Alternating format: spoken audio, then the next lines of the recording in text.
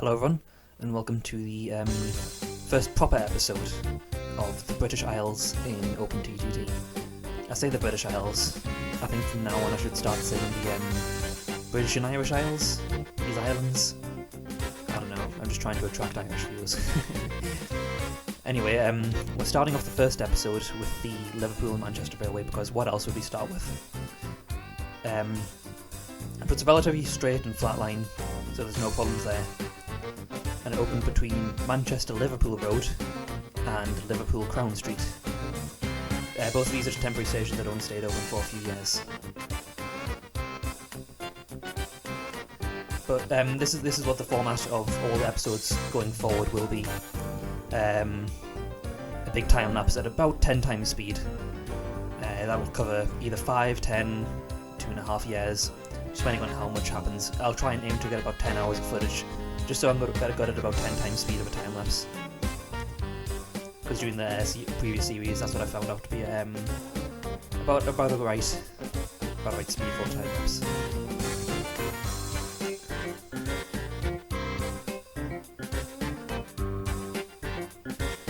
What I'm going to be doing for all the junction stations is you'll see this in Liverpool and Earlstown and that.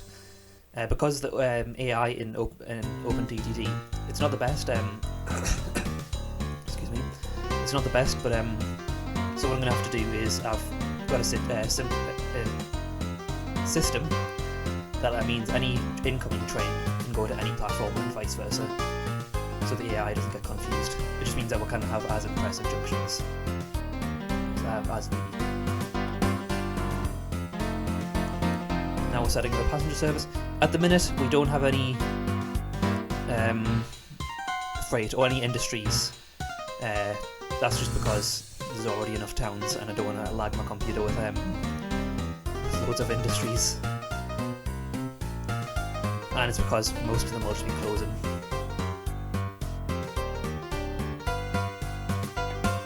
Yeah, I don't have the fastest computer, so the fast forward button wasn't really working.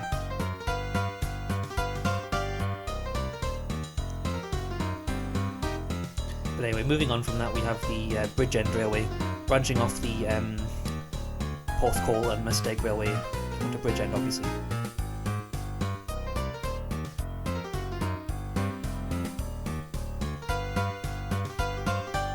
There's not much to say about this one, not gonna lie. Then we have the Stockton-Darlington Railway extending from their main line at Stockton over to Middlesbrough. It wasn't actually Middlesbrough, it was actually just a port on the River Tees at Middlesbrough. But at this time, in reality, Middlesbrough didn't exist. I think it was a small hamlet of about 20 people. And in fact, it was the coming of the railway that created the city, which I find really interesting. But it's because they were outgrowing the stations, the port of Stockton, because the river was much thinner, basically.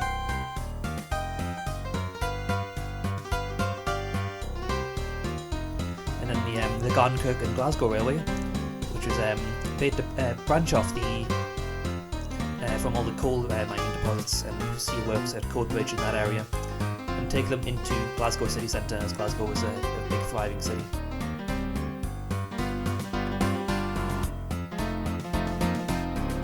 It was mostly just a horse-drawn railway, and it was more of a tramway, to be honest. I'm not even sure if they had locomotive traction. And that went into the Glasgow Townhead station, which was later replaced by Buchanan Street.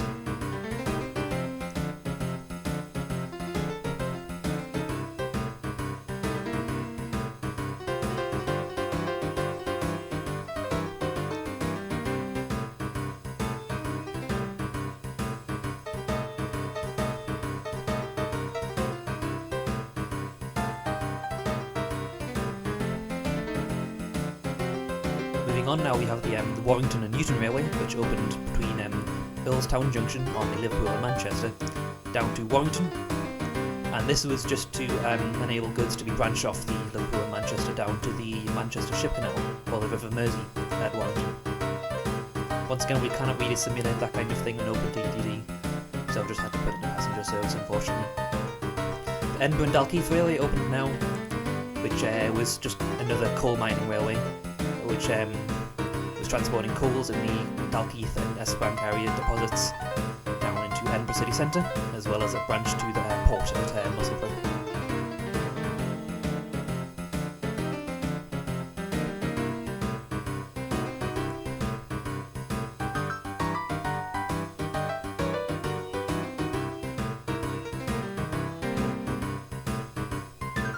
You see me do this a lot. What happened was I was accidentally under the wrong company when I built this, because what I'm doing, I've explained this in a previous episode, but in OpenTTD, there's, I'm basically cheating and having different companies, one each for the big four and then some joint railways.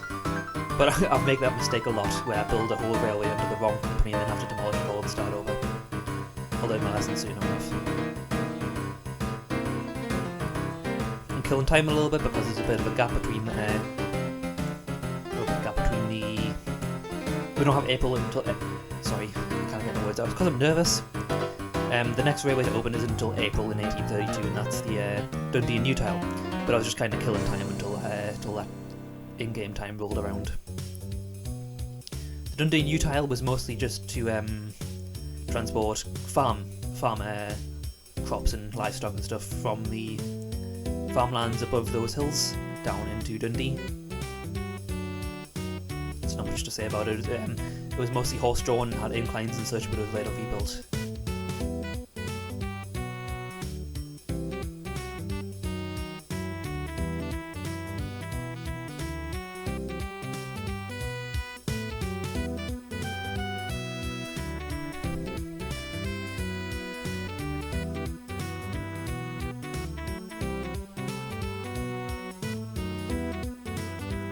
Quite surprised to see some of the trains are actually making profits, since they're mostly just going between a lot of small towns rather than two big ones. Moving on, this is the Leicester and Swarmington Railway, yet another, wow, original, coal mining railway, which was transporting freshly mined coal, iron, stone from the quarries and mines up in Colville and Desford area down into Leicester, where there was also a canal.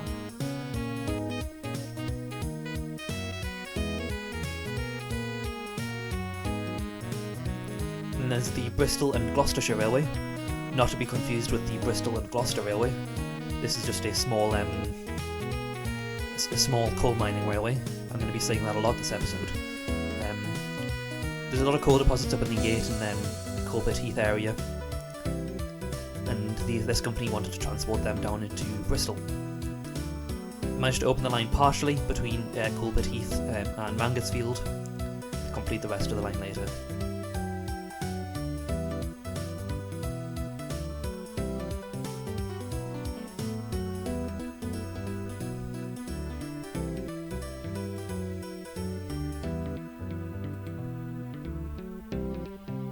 Once again, not much to say on this. I've just turned my volume up, so hopefully that's a little bit better. One thing I'm worried about is my computer has a very loud fan. That's just because it's such an old computer, so I don't really know what to do about that. Anyway, this is the Wigan Branch Railway opening between a branch off the Liverpool and Manchester at Parkside Station, which I haven't put in, and Wigan, which will later be renamed to Wigan North Western. Excuse me. Sneeze.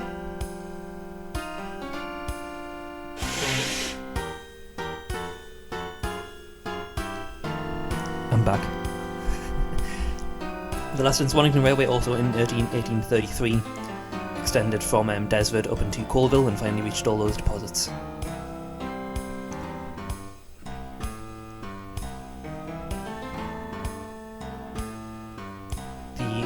Is this what's going up? Or am I doing something else? Bear in mind, all this footage was actually recorded about 2 weeks prior to 2 or 3 weeks prior to this actual voiceover. I just don't get the chance to do the voiceovers that often. Anyway, the St Helens and Runcorn Gap Railway, I think was built to transport coal and goods area from up in St Helens, which is a growing town, down to the River Mersey at Runcorn Gap, which is later, it's really just called Widnes. There's a lot of place names that you'll find in like early railway names.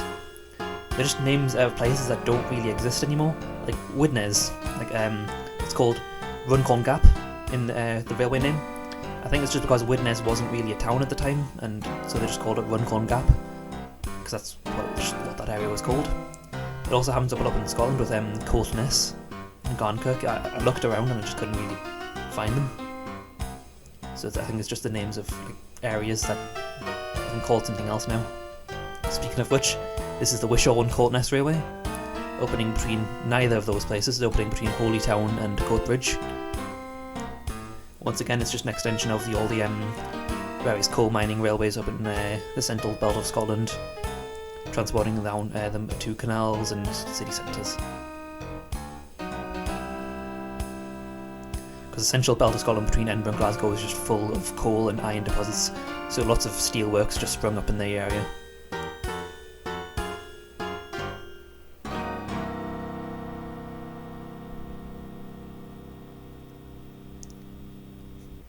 Now we finally have a big one.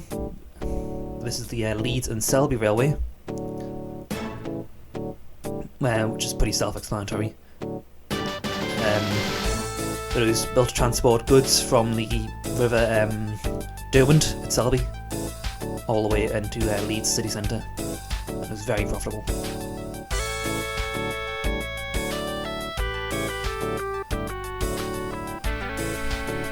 And it was very straight and flat as well.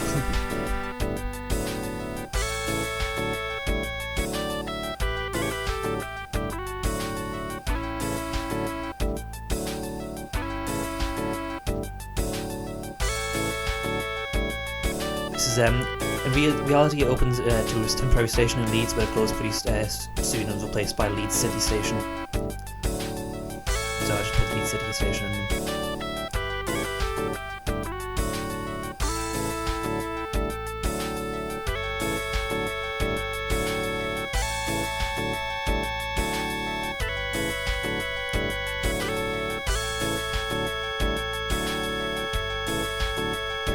Now we have the Stanhope and Tyne Railway, opening between, well, in reality it opened between all the way over in Stanhope down to the Tyne at South Shields. But the section between Blackhill and Consett here, and then down to Stanhope, it was just, it was more of a wagon way, so I haven't really put that in because it's pretty useless, since no passengers were carried on it.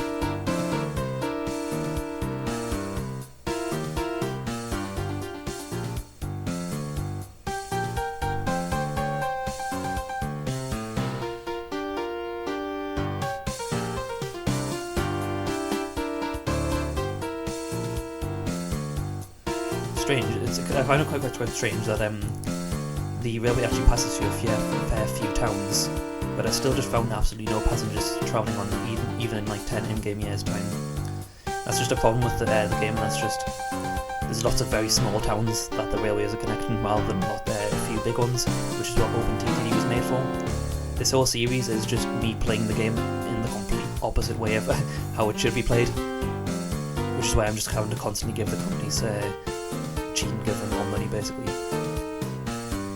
Moving all the way down to the southwest, the Bodmin and Wadebridge Railway is opening between Bodmin North Station. Well, it didn't actually open into Bodmin at this time. It actually opened to some quarries and stuff all the way up that, I think it's the Tor. Is it the River Tor? I'm not sure. But that river valley was transporting minerals down to the ports and the harbours at Wadebridge.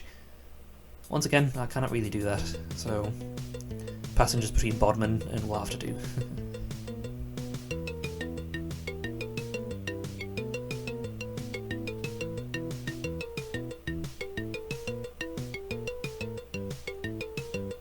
Now we have the first ever railway in Ireland, which is the Dublin and Kingstown Railway, which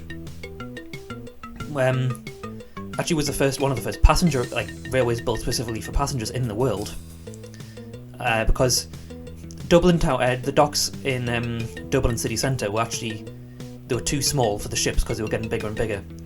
So this company decided to develop a huge harbour in Kingstown, which now has a Irish pronunciation, which I cannot name, Dunlagher or something like that. I'm sorry, Irish people. Because now the steamers from Holyhead carrying the mail from London and across the country, excuse me, motorbike, can now go into the much bigger harbour at Holyhead. Sorry, not Holyhead, Kingstown.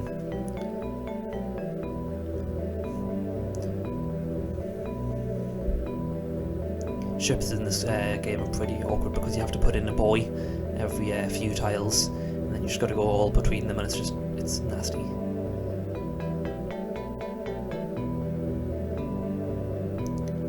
as I'm sure you can see.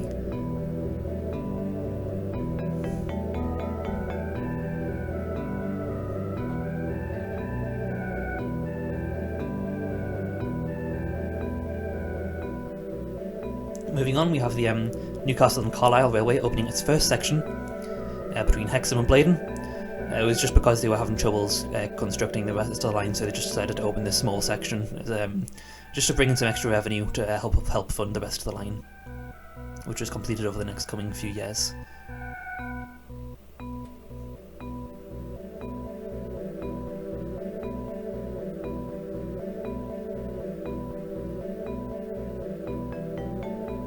Hey, this is actually my home line. I can see my house from here.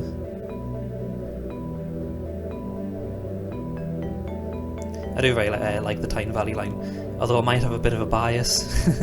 But no, it's I do very much like it. I've been on it many times, and I do miss going on it. I'm sure you all know why I haven't been on it in a while. I'm not going to utter those words that get uttered hundreds of times a day.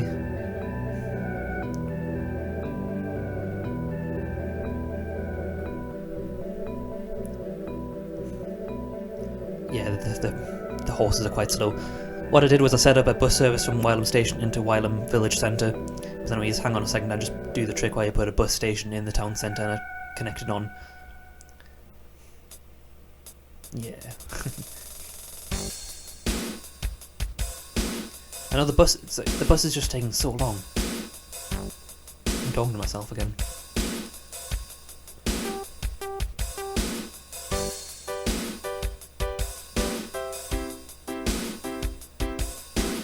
One more time before the next railway opens.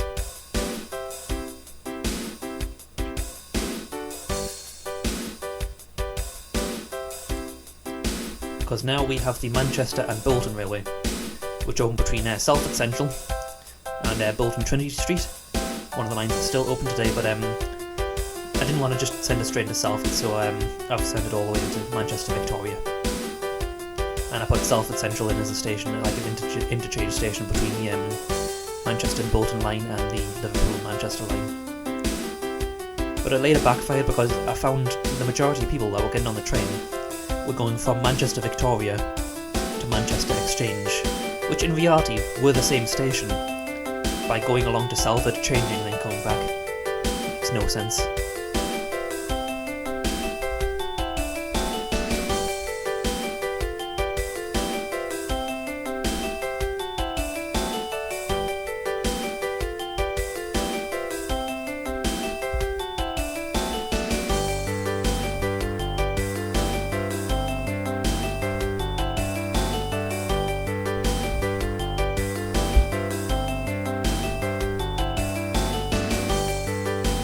I've got nothing to say at this minute, let's just watch the trains be built.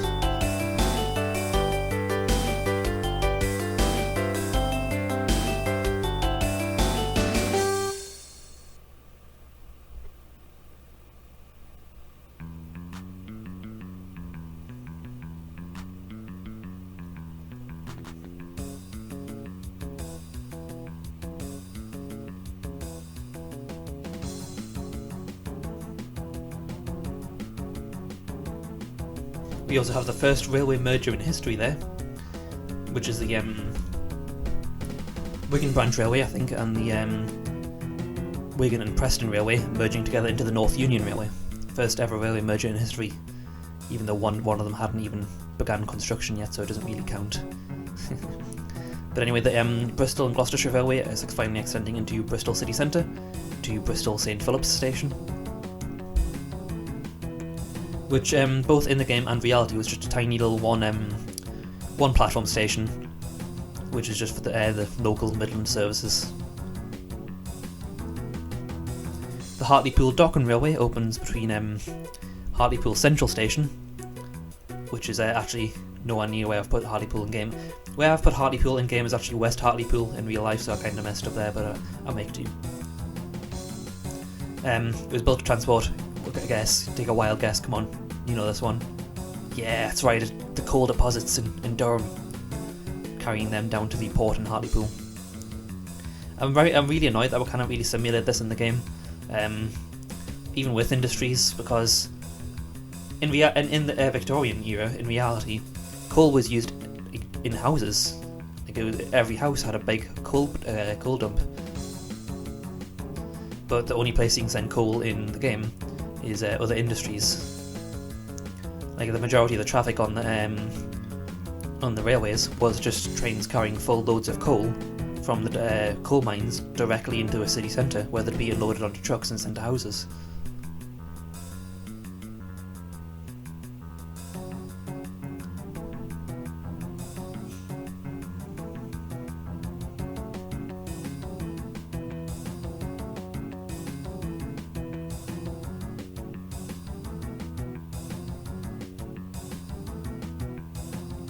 Eventually just gave up on trying to get the station sorted and just abandoned the railway. Oh well, the trains are running, that's what matters. I found that the Edinburgh and Dalkeith Railway was actually there's too many passengers waiting at St Leonard's. So I had to just put more trains on and hope it doesn't get clogged up. You can see the insane profit that they're all making.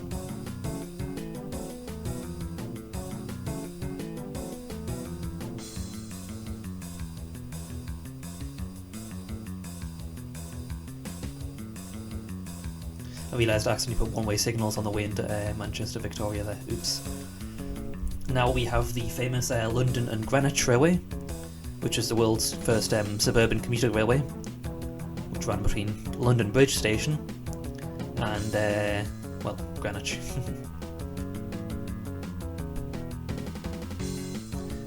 What I kind of do in the game, but wasn't happening in reality, is that the whole line from London Bridge down to Greenwich is on a viaduct. It's a shame that I couldn't put it in, but well.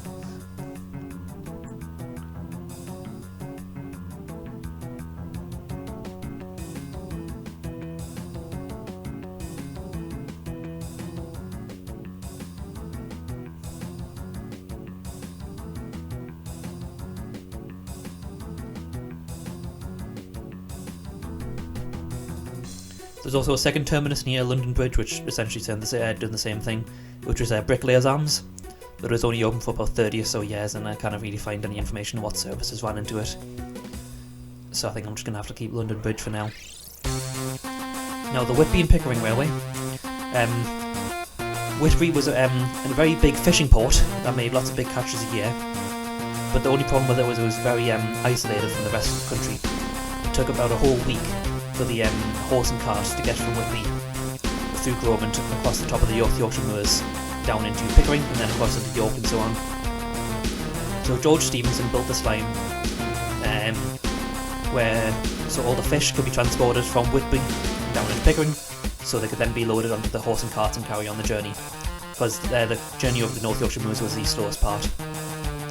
So the railway managed to cut the journey time down from a week just down for a few hours. But the only problem was it was horse-drawn for the entire way, so it was essentially just a horse and cart system on rails, and the other problem was that it was isolated from the rest of the network, although another company is going to come along later and fix it. This line is also well known because today it's the North Yorkshire Moors Railway, one of the biggest heritage railways in the country. Another problem with the Whitby and Pickering Railway right here is that I went and built it under the wrong bloody company, didn't it? So you have to watch the construction of the whole line twice. Oh well.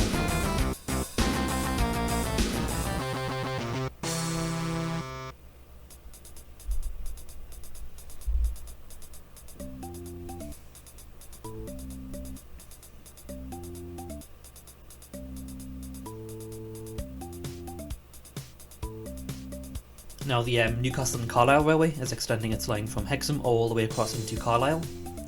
The station in Carlisle was London Road Station, which didn't stay open very long, but I've put it in because the actual station at Carlisle Citadel, is a big one from the London North Western, which wasn't open at its time.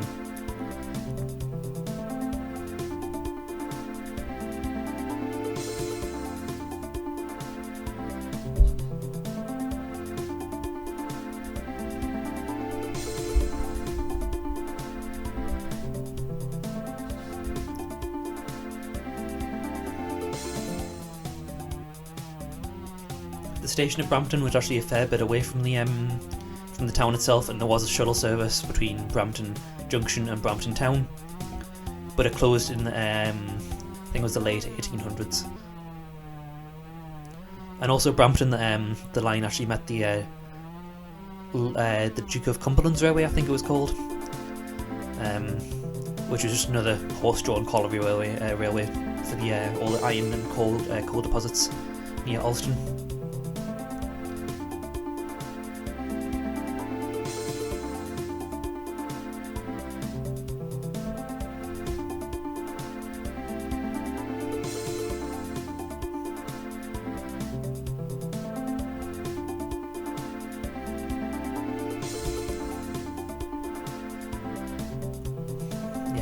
Nothing more to say on the subject right now.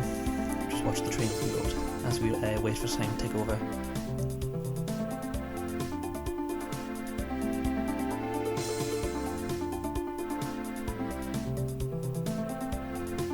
And then I realised, hang on a second, no, we're really late.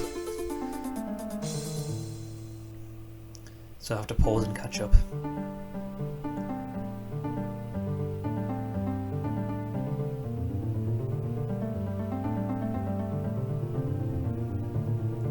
Now we have the Durham and Sunderland Railway, which didn't actually open into Sunderland city centre. Actually, go ahead off screen, off camera, and demolish this. It opened to a station just north of the river at Monk-Wearmouth. Sorry, no, this is the Durham and Sunderland, I'm thinking of a different one. It opened to a station called Sunderland Town Moor, which was actually at the Sunderland docks. I make the stupidest mistake here. So there's two railways that ran between Sunderland and Durham, and I went and built the wrong one. I haven't realised my mistake yet. I still haven't. I'm putting the stations in, and I still haven't realised my mistake. There it is, it's clicked. Oh, I'm an idiot. So go ahead and demolish the whole thing. Durham and Sunderland Railway, which opened in 1837. Actually, 1836, was actually ran this way across the coast to Ryhope, then inland towards Haswell, and there was also a branch that ran off into Durham.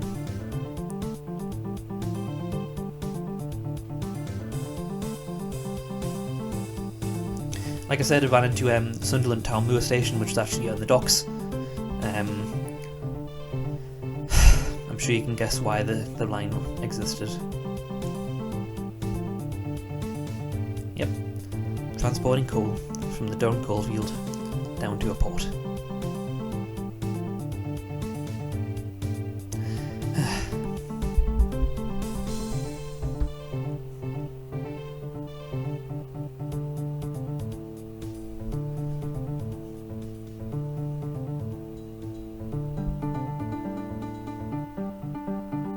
Moving on, we have the Newtile and Cooper Angus Railway. It's pretty obvious where this line goes, but it was just because although the line in Newtile was built to transport farming goods between down into Dundee, the line was quite at the edge of the farmlands, this big farming valley. So the Newtile and Cooper Angus Railway just extended further into the farms, with the life a bit easier for all the farmers.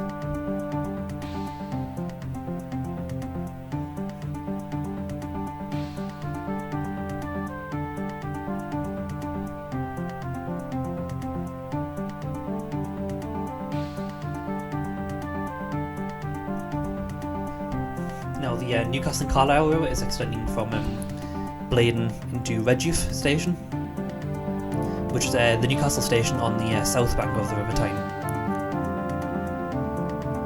Because the River Tyne is actually quite wide here, it would have cost a fortune to build a bridge over it.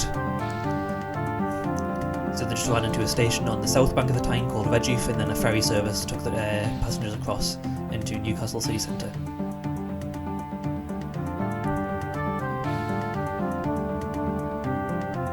Now we have a big one. This is the Grand Junction Railway, which took over the Warrington and Newton Railway, but it's essentially the first railway of the West Coast Main Line, opening between Warrington and extending all the way down through Crewe and Stafford all the way into Birmingham. Curzon Street.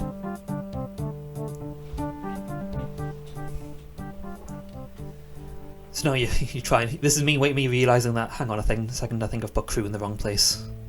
Oh well.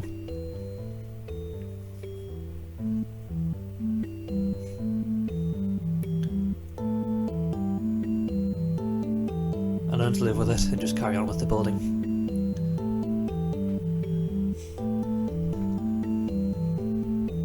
Sorry about my voice and my stuffy nose. It's getting warmer.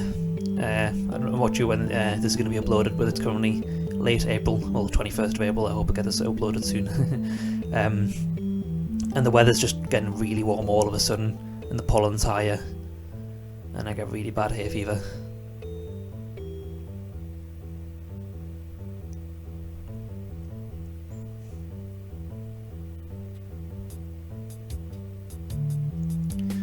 The route the railway takes once it reaches Wolverhampton, the current day West Coast Main Line from Birmingham actually goes through Dudley and Smethwick up into Wolverhampton.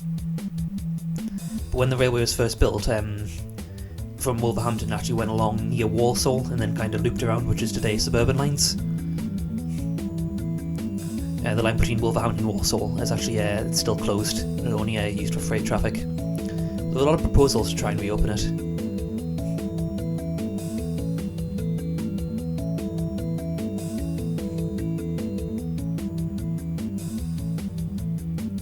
Here I am trying to construct the Grand Junction in the Grand Junction Railway, a Crewe, because that's what the Grand Junction wanted to do. The station at Crewe, there was also the Manchester and Birmingham Railway meant to meet it there, and there was also the branch off to Chester that met the line at Crewe.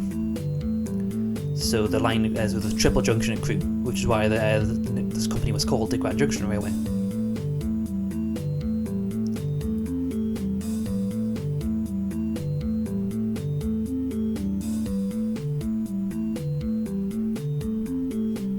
There's a satisfying moment coming up. Are you ready for this?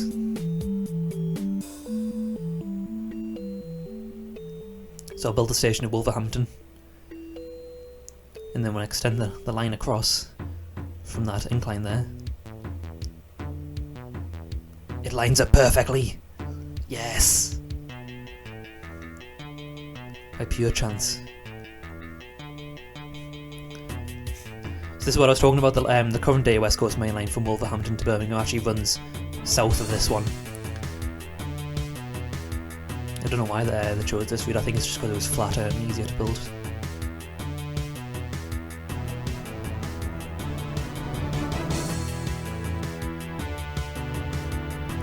Curzon Street's going in. I'm just doing it as a small 2-track section because it gets replaced with New Street in the 1850s before the traffic gets too high.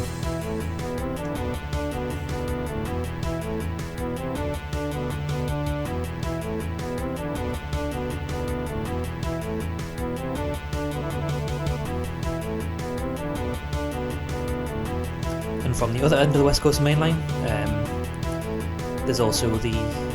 I'm going to wait until I've finished here and put in all the depots and the trains and stuff.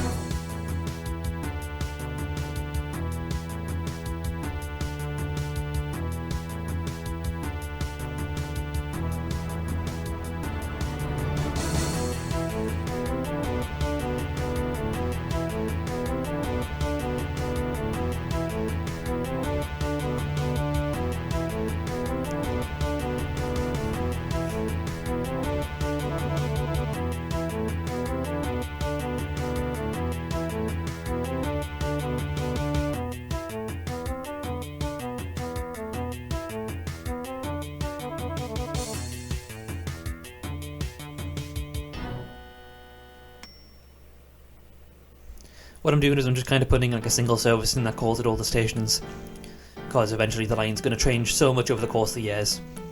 I might as well just put in a temporary service before I put in the actual London to Liverpool and Manchester services. I'd only call it some of the stations. I know what I'm doing basically. At least I do until I mess up all the time, but let's not talk about that. Instead, let's finally talk about the London and Birmingham Railway, which was built to link London with the Grand Junction Railway. and so to finally have a link between the capital city and the two biggest cities of the north, Liverpool and Manchester. But of course they didn't have the money, so they opened between London Euston and Boxmoor, which is near Hemel Hempstead, and that's just because just north of Boxmoor Station there's a massive tunnel which delayed construction by a few months.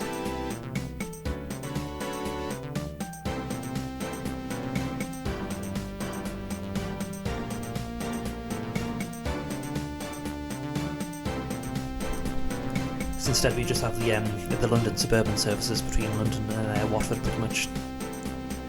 I haven't put in the third set of tracks which runs into Watford High Street and stuff because I don't think that loop line opens until later. I don't think the current Watford DC lines open until 1912.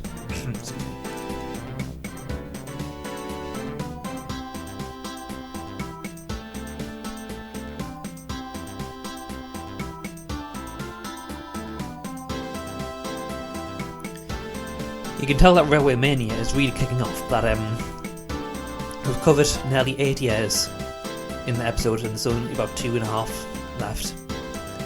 And we're only halfway through the episode. Yeah, this is Railway Mania, and I'll talk about that more in the next episode.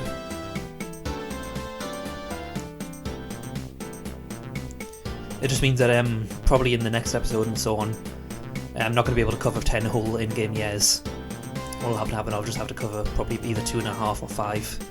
Just because I don't want the episodes to be either really, really long, which is a mistake I made in the last episode, 3-hour long episodes pretty much. And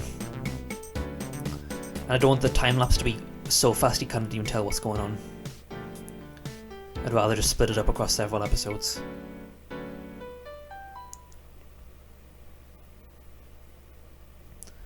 Another thing is I've completely forgotten what I was going to say. No, it's completely. It'll come back in a few minutes. I'm sorry.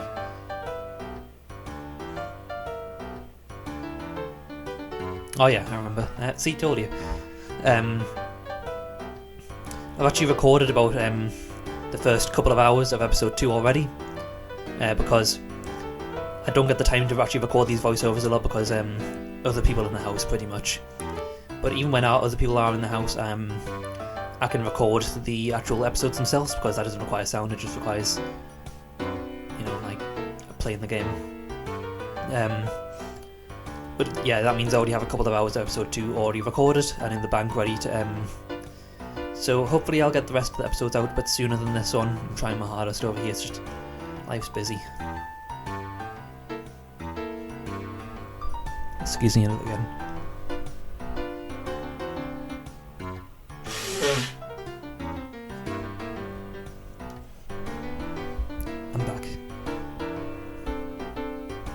Taken ages to build this. I don't know why, it's just a tiny little section.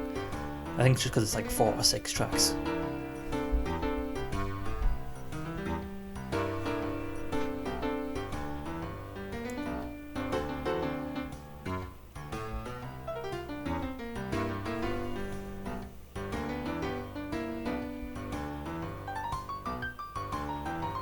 Here we go, I'm finally putting in a service.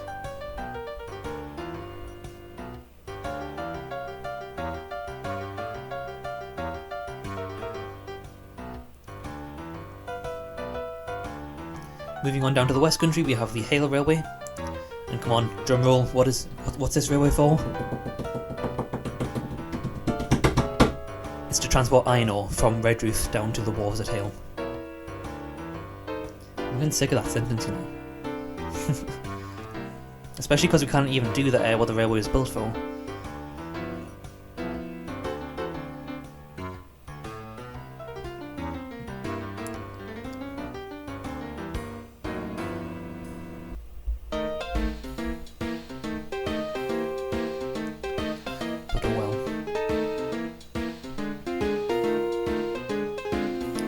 So Cornwall had a lot of iron and copper deposits near Redruth in that area, so the railway was transporting all the way down to Port of Hale for shipment across to the rest of the country. We'll kill more time here before we move on to the next next thing, because the next thing's another big one. Well, it's coming up soon. This is the Newtile and Glamis Railway. It's the exact same reason as the Newtile and Cooper Railway. There's not got nothing to say here, but I have a lot of things to say for this one, because this is the Great Western Railway. Yes, finally. But it's just opened its first section between Paddington and Maidenhead. They opened the line in sections. They completed the first section, they opened that up to provide extra funds, while they completed it onto the next area, and then so on and so on and so on. I don't think they actually reached Bristol until like the mid 1840s.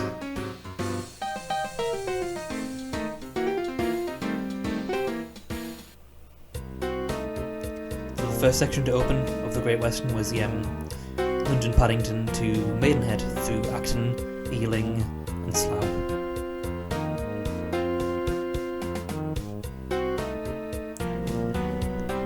But this line was actually built in broad gauge, and sadly we can't really simulate that in OpenTTD. So we're just having to use standard gauge, unfortunately. I'll talk about the gauge modes more in a later episode when it actually becomes more relevant. Because at the minute a lot of the railways being opened are actually under different gauges, like all the railways in Scotland, like the Newtile and Dundee and Newtile and that, and all the ones in the Central Belt. They were built to slightly different than standard gauge. I think it was slightly it was Scotch gauge. It was a very unique one. It was only it was redundant pretty soon. But I can't really simulate that either, unfortunately. We just have standard and narrow.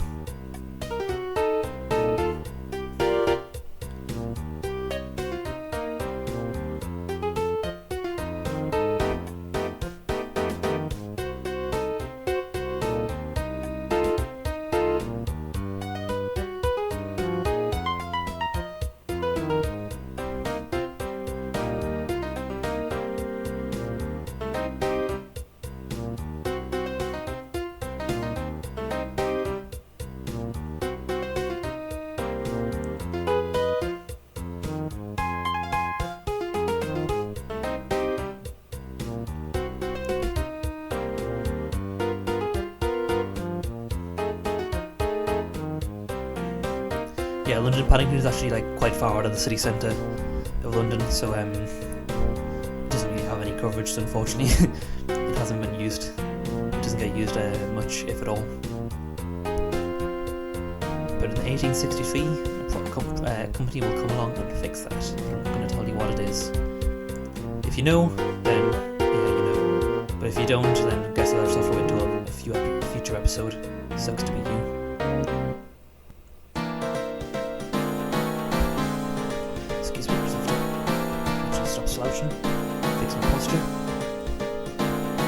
Fix my posture for the Durham Junction Railway, which opened as a branch line off the Stanhope and Tyne, just to serve coal mines in the area, really. But instead of doing that, because I can't really do much because there's no coal industries. Actually, I've linked the line up to the Durham Junction Railway. Because in the reality the line was linked up. I don't think there's any through passenger services, but I've linked it up anyway for the sake of having a through passenger service that links the Stanhope and Tyne to the rest of the Durham network. Now the London Birmingham Railways finally completed their Boxmoor Tunnel, and they're completing the line all the way up to Birmingham. Now it's running into Curzon Street, which is actually a terminus station. So any of the through trains from London all the way up to Liverpool and Manchester had to reverse out, and that won't get fixed until 1850 when New Street opens. But I don't think I have anything to say until the meantime, so I'm just going to shut up and let you watch the railway being built, which also means I'll throw it a little bit of rest for a minute or two.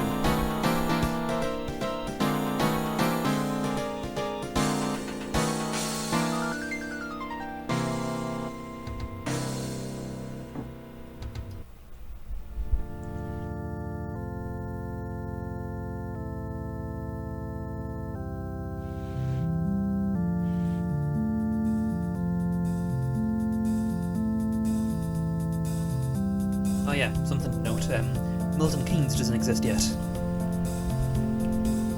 There's just Bletchley and Wolverton on the north and south of what is now Milton Keynes. And also the Northampton Loop hasn't opened yet. Instead there's a station at Blisworth, and eventually there'll be a separate railway that branches off from Blisworth into Northampton. Okay, I have nothing to say again. Bye.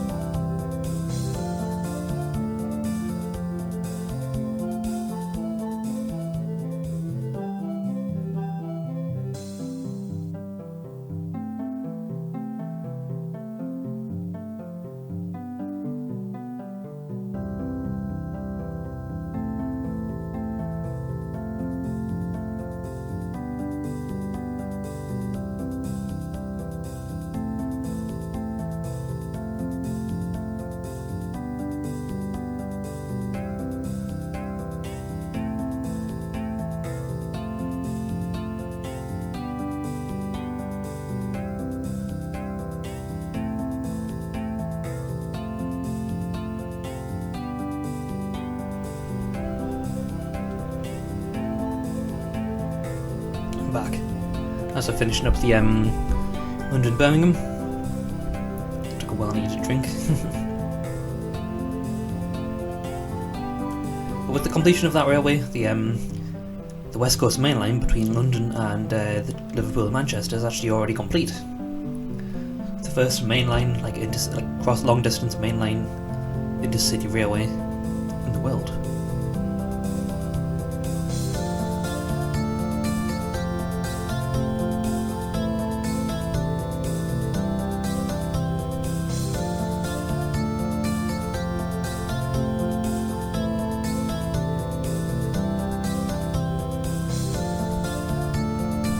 Put in some bypass waypoints so that the fast trains don't accidentally use the slow tracks thinking it's a shorter path.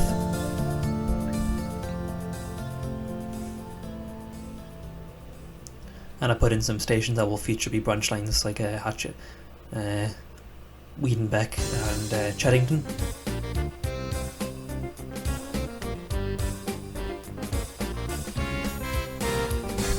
And I modify the services.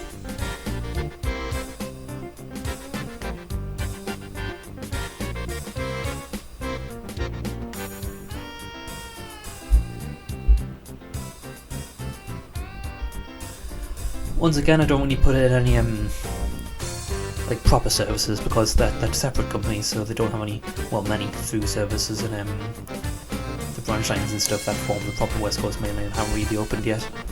There's not much point in putting proper all the proper service and stopping patterns in yet.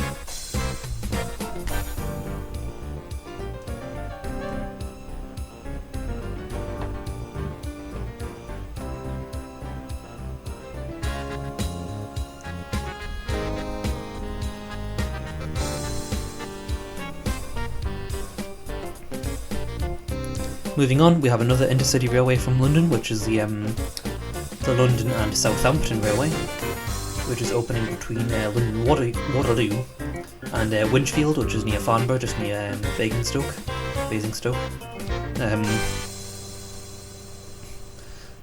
It's pretty obvious where this line is eventually going to be going. But before it even completes its main line, what happened was the line was called the London Southampton Railway, and the original proposal was literally just a line between London and Southampton. But near Southampton, Portsmouth was a rival port, and it was scared that with the railway going into Southampton but not Portsmouth would just stop being relevant and lose all its trade to Southampton. So the people of Portsmouth complained, and eventually the London and Southampton said, okay, we'll build a branch line from Eastleigh down into down into Portsmouth, and it was just a branch line, but also meant that the name London and Southampton Railway was obsolete. So in a few months' time, as in like literally just like a year later, the London and Southampton Railway will rename to the London and South Western Railway, and I'll keep that name.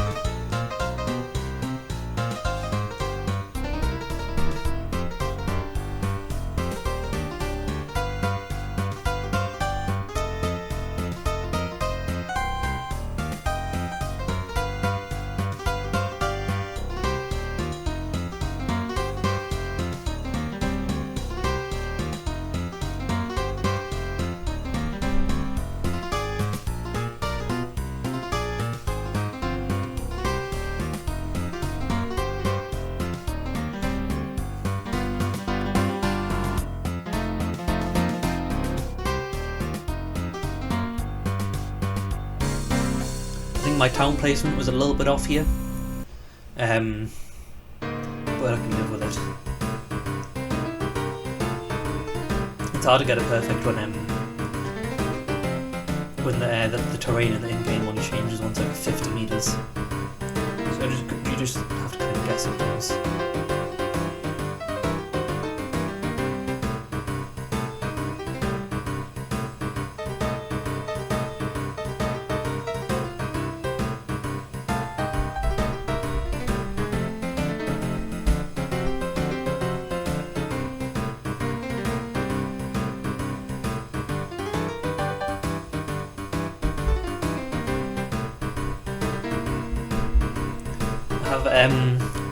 A script mod installed, which means I can have 3 depots, which means that trains can go into a depot one way and then out of a depot the opposite end, which I find pretty useful.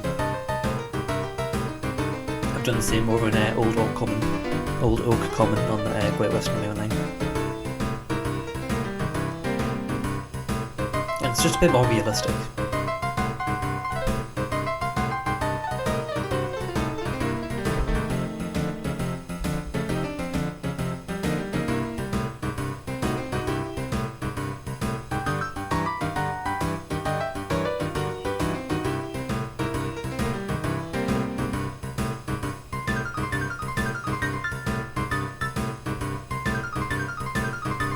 I just put in a simple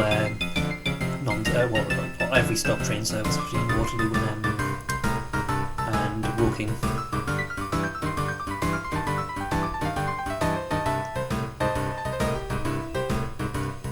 And then one of a bit more long distance that goes all the way to Basingstoke. That only stops at the major stops.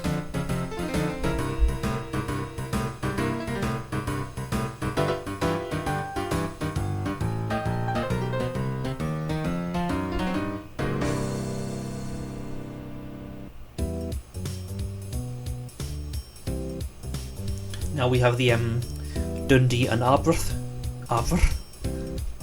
That'll offend someone. Arbroath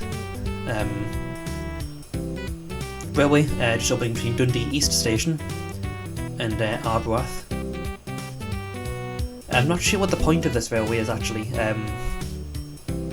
because both Dundee and Arbroath are on the coast.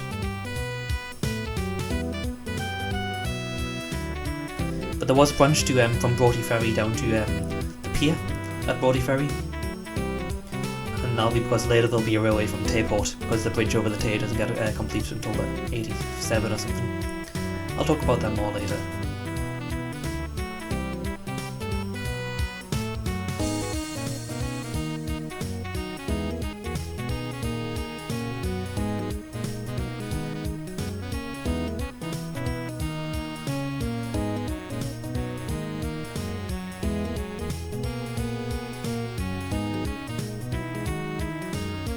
And while we're here, we have the Arbroath and Forfar Railway. And the point of this one was actually that there was a lot of textile mills in Forfarshire, and this railway was built to transport them all the way down to the coast. And this is another line that was built to a Scotch gauge. I think it was about 4'8" or something like that. But it was later all just converted when everyone realised, oh hang on, this doesn't match anything. There's absolutely no benefits to it. Now we have the Preston and Wigan Railway. It's obvious. This is another railway that links up as part of the West Coast Main Line. In 10 years, well, by the end of the episode, they'll go from a railway just between Liverpool and Manchester to a railway from London all the way up to Lancaster. And the Lancaster and Carlisle railway will open in a few months as well. It's amazing how fast the railways grew.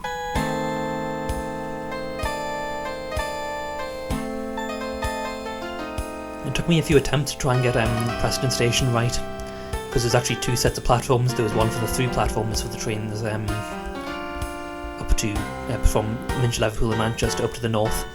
So there's also a second set of platforms that were terminus ones that were from the line to Blackburn and that. So it took me a few attempts to try and get it how I wanted.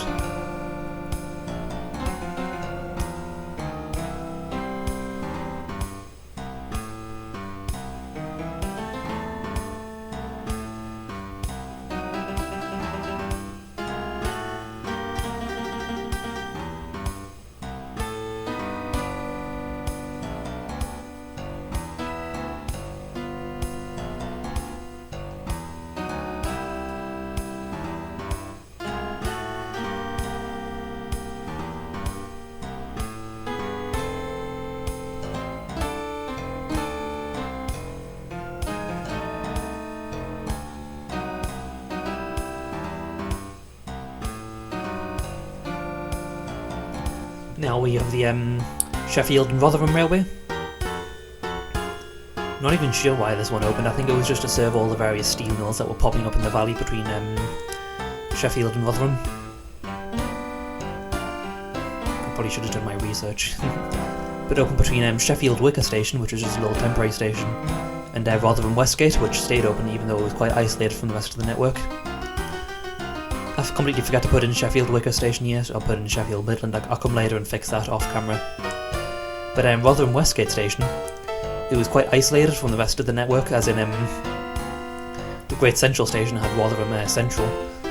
And then the mainline station for the Midland was out quite far from Rotherham. So I think the only reason Rotherham Westgate Station stayed open was because of it was closer to the city centre. The only service I could find in 1910 that used that station was just a local stopper into Sheffield. Anyway, now we have the York and North Midland Railway, which opened between York and Sherburn in Elmet, which is just a branch line, which is just a junction off the Leeds and Selby Railway. Now the thing is, you have to remember this: the York and North Midland Railway was a railway that was owned by one George Hudson, which is a man who basically owned loads of railways all across the north of England. He also owned the North Midland Railway, which I'll mention soon. Because the York and North Midland was meant to link up to the North Midland Railway, which was meant to link up to the Midland Counties Railway, which took the line down to Rugby, which then took the London North Western would take the line down to London. It's very complicated, but basically this one man owned about 10 different railway companies. Sure that will all work out perfectly for him. Yeah. Speaking of the Midland Counties Railway, this is the Midland Counties Railway opening between Derby Station and Nottingham. Now the point of this railway was to branch off the West Coast Main Line at Rugby and go up through Leicester into Nottingham and Derby. I'm not sure if you can hear those Discord notifications, but I really can.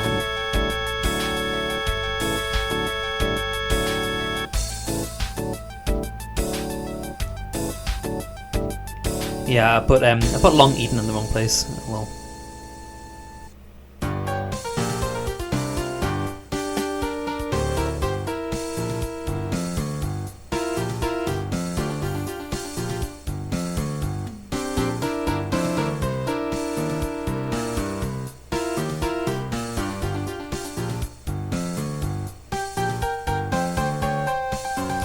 I've got the town growth speed on, I think I've got it on slightly slower than usual, but honestly it is still quite fast.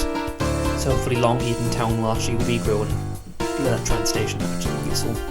But Trent Junction is huge, as I'm sure you can see. I think it's because about like 5 different lines all converged here and went off in every which direction.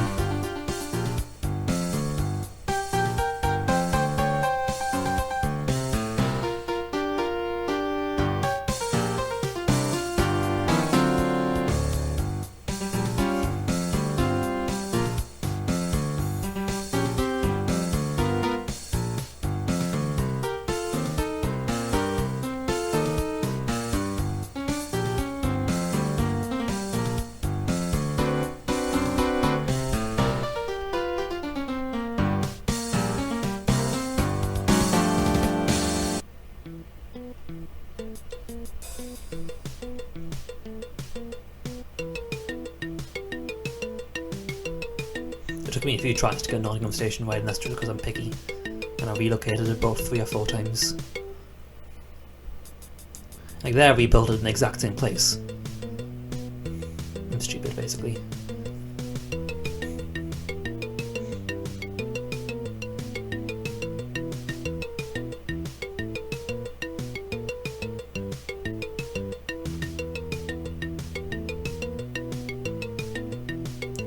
Moving all the way down, we have the London and Croydon Railway, which opened between Croydon West Station. Sorry, I put the wrong Croydon Station in there, so I have to go along and rebuild it. And London Bridge. And this railway was quite unique because when it opened, it was actually it had no locomotives. Instead, it was a thing called an atmospheric railway. And the way that worked is that there was a tube between the 2 rails. That it was vacuumed, as in there was pumps that sucked all the air out, and all the carriages had basically a stick that poked into the tube, and when the air was pumped out, it pulled the carriages along. It worked. It kind of worked, in the sense that what happened was rats kept eating the leather, which kept the tubes airtight, and so all the pressure was gone, so it just kind of stopped working. So it's been tried a few times. It was tried in South Devon as well, and it just kind of. Also, I was stupid here. I went and built first of all the wrong Croydon station, and I went and extended the line halfway to Brighton by accident because I was just completely in autopilot. Anyway, it was tried. Atmospheric system was tried in South Devon as well, but no, it was to be replaced after a few years because unfortunately it didn't work. But it was quite a unique concept.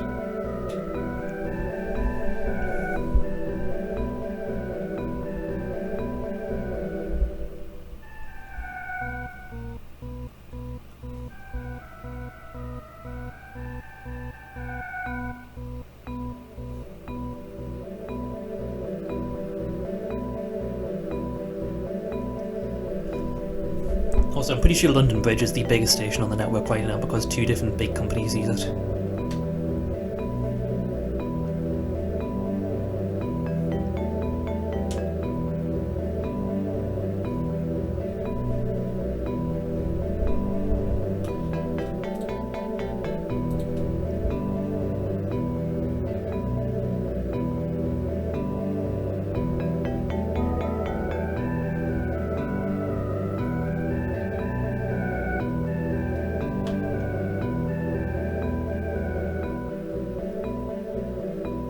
Now the London and South Western is extending from its temporary terminus in Widgefield along into Basingstoke, which means then finish off that medium distance service.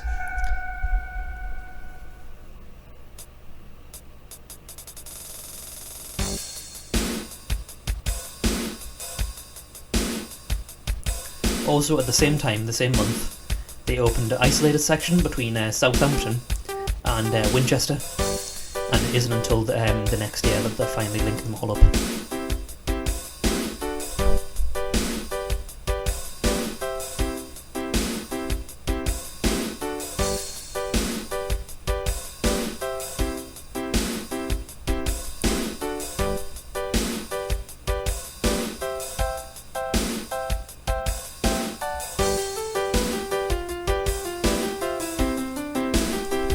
station in Southampton is Southampton Town and Dock Station, also known as Southampton Terminus. The current station in Southampton, that's the only one that's open today, is called used to be called Southampton West. And until the beaching cuts and the rationalisation of the 60s, Southampton West was just a tiny little two-platform hub, pretty much.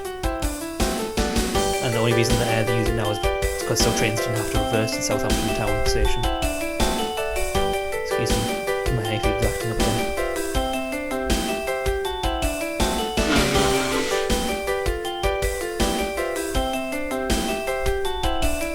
I've just come back in time just to try and pronounce some nasty Welsh names.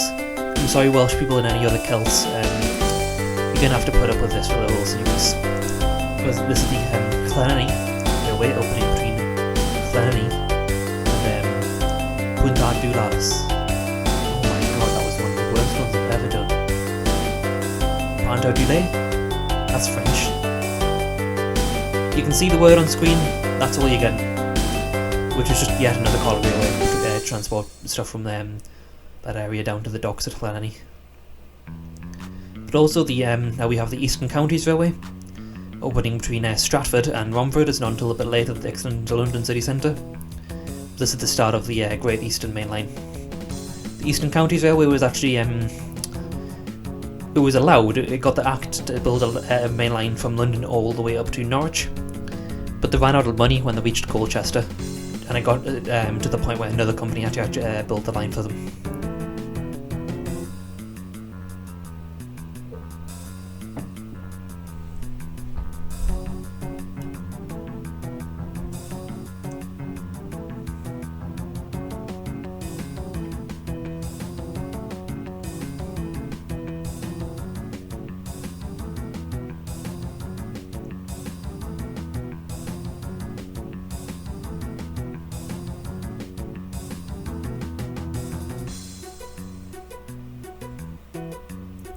Now we have what is technically, well, we do soon, but I'll just start talking about it now. Technically, the first ever branch line in the country. Like I said, there were a few other branches, but I don't really think they count because they were later incorporated into main lines and other various things. But this is technically the first proper branch line, which ran from Cheddington Station on the West Coast Main Line into Aylesbury. I'll talk about that more later.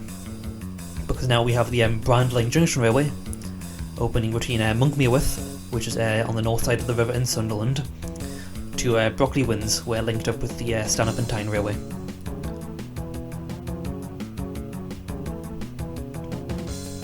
It also means a proper network in County Durham is actually starting to take place, and it's very satisfying when a network actually finally links up. Also, while I'm here, we have the Newcastle and North Shields Railway, opening between North Shields and then Newcastle Carlisle Square, which is on the current site of Manners Station. So just name it Manners, but I eventually just rename it Newcastle Carlisle Square.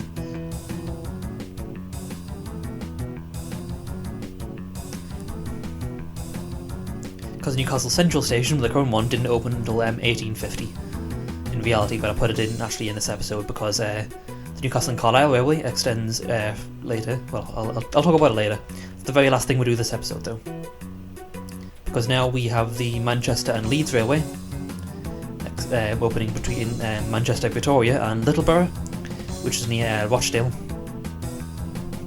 And they opened it to Littleborough because just north of Littleborough Station there's a big tunnel, and which took a while to complete, so that's actually the very last section to open of the Manchester and Leeds main line.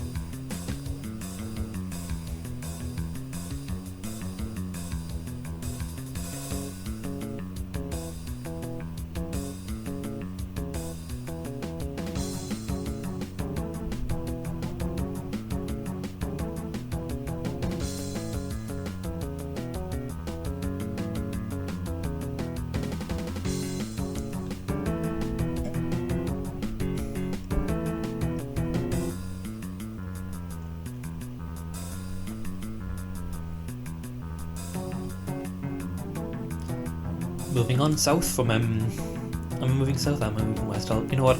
Yes, we are. The Great Western is just another extension of its main line from Maidenhead to Twyford, which is quite near to Reading.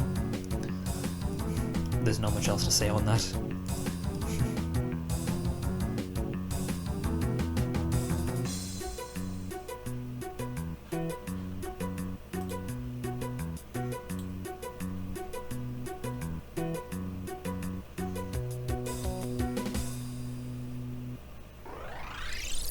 In reality, the Great Western Railway, the Great Western Main Line is 4 tracks, but it's kind of like up, down, whereas a lot of other 4-track main lines have up, down, down. And so I just changed the Great Western Main Line because it's a bit easier for the station layouts and the AI, because I can't really tell the trains to go into a certain platform.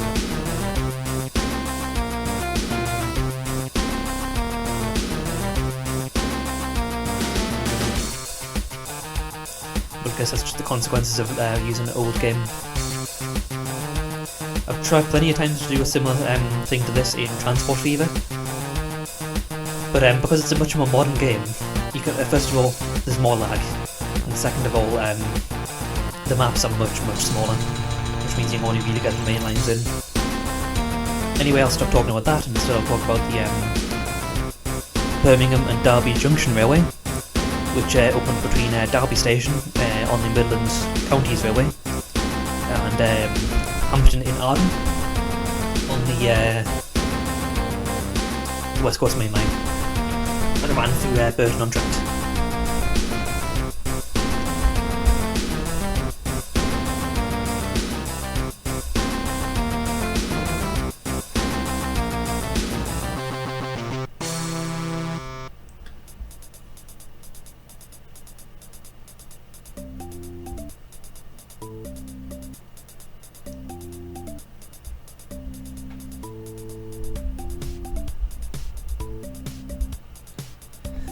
Yeah, I think I'm gradually getting more and more quiet over the episode, and that's just kind of like my voice slowly giving out. I'm not used to talking for this long. I try my hardest though.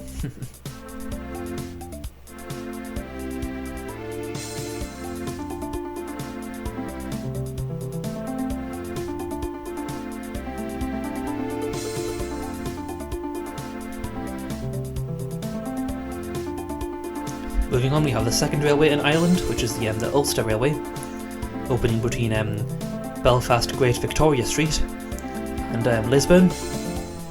One thing I've noticed is there's actually not that much information available online in Ireland as there is in Great Britain, unfortunately, so I couldn't find any information on temporary stations that the Ulster Railway used.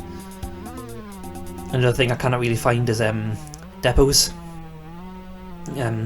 I've looked all over on the internet and I just can't really find information where those engine sheds, like I found the website that gives you a bigger list of every single steam engine shed that the British Railways used. I couldn't find a similar thing for Ireland, so I'm just going to guess.